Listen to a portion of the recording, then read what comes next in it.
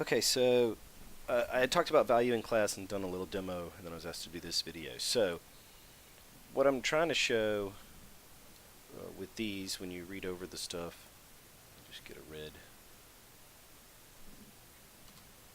like that. So this value and this value, they're the same, right? The reason that they look different is because of the values that surround them. So when you put a lighter value next to a somewhat darker value, it makes that even darker just because of its surroundings. And then on the flip side over here, darker values near a lighter value, it makes it even appear lighter. Even though these two are the same, what you surround them with can help them be one way or the other. So it's the effective use of contrast in your value structure that will help you plot out dark and light, like what is exactly dark and light. So you want to think about that when you're doing those value comps.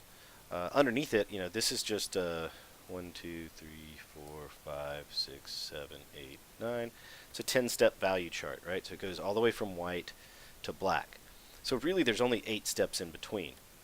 This is your midtone, these are your shadows, these are your highlights, and then these are your tertiary shadows or highlights if you choose to go that far.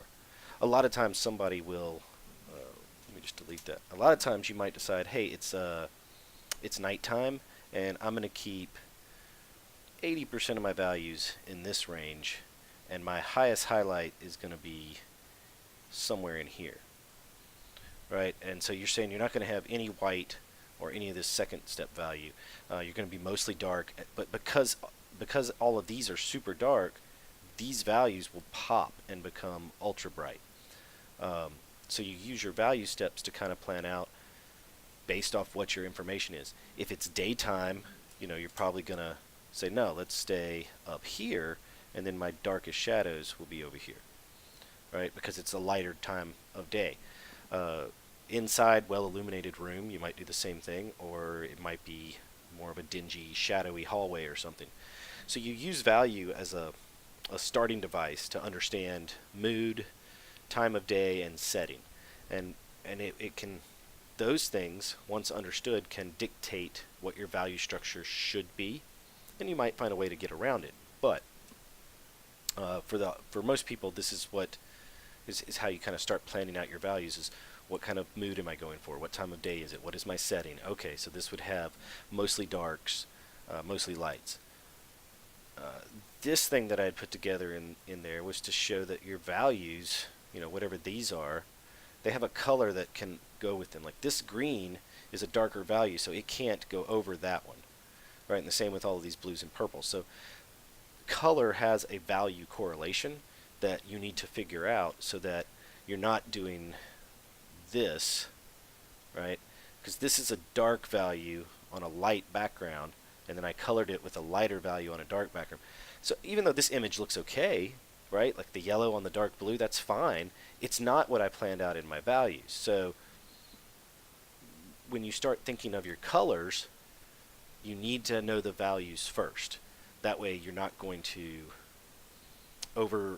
overplay your contrast when the color comes involved, because colors really, it's a lot harder to deal with than value. So you can plan out your entire image with value and make sure that it's giving the mood and the tone you want, as well as describing a light source. So all of these down here, they follow that value plan better because they're darker values on the cube and then lighter values behind.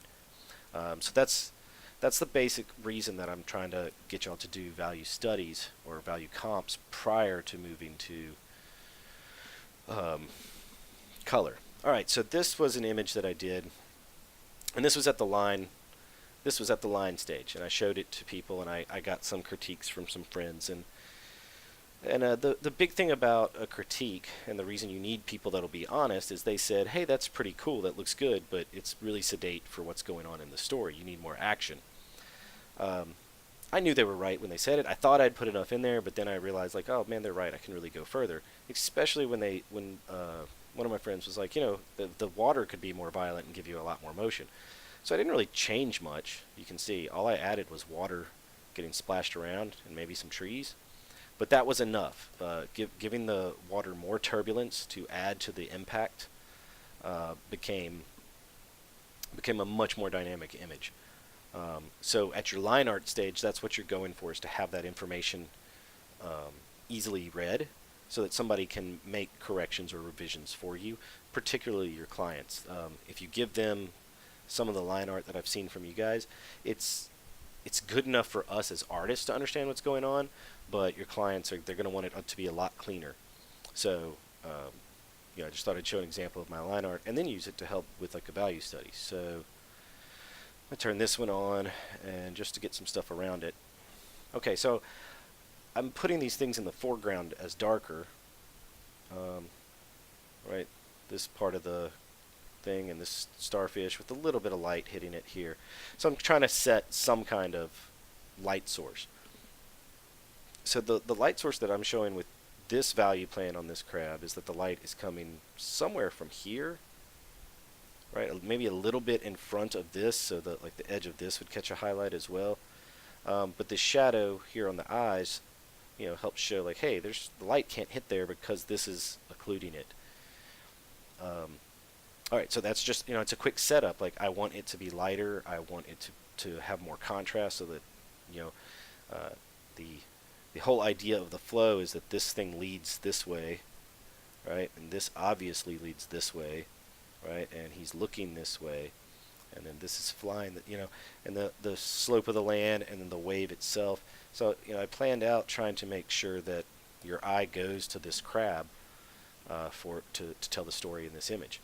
So that was my first go, and then I was like, well, what if I want to change it up? So instead, I lowered the light a little bit so that the light's coming from, get another one here, more down here, or maybe just more straight sideways, like it's a setting sun, so that there is shadow on that, but this is picking up bounced light off the water, is what that red is. And then this is kind of getting the light naturally as it comes in, and then there's more shadow down here. So even though this is a darker step, I went even darker for the shadow. If you do that throughout, then you're able to use line and composition and your thumbnails to plan out where you want people to look, and then contrast to emphasize where you want them to look. So like on here, if I quickly come in and take most of the rest of this image, probably not the sky though, and I go to a darker value, maybe not that dark, there we go. So if I say the rest of the image is dark like that, that highlight starts to pop, and so now I'm going to use contrast that's going to help me lead the eye as well. I could put a nice highlight here as well, so I'm going to get up into my white. Maybe there's same highlight over here on this wet and sliminess of the tentacle. All right, so these things, I would get higher points of value than what I'd highlight back here, because he would still have a highlight, but on the value steps it wouldn't be as bright. So I can do something like that, and it still gets a highlight, but the contrast difference between what's up here in the front and over here, because compared to what I do there, it's less saturated, so it's receding in space. So that was a quick video to help y'all think about how to use value, as well as to think about your line. And my kids just got home, so they're screaming like crazy. But anyway, I hope that helps, and let me know if you have any questions.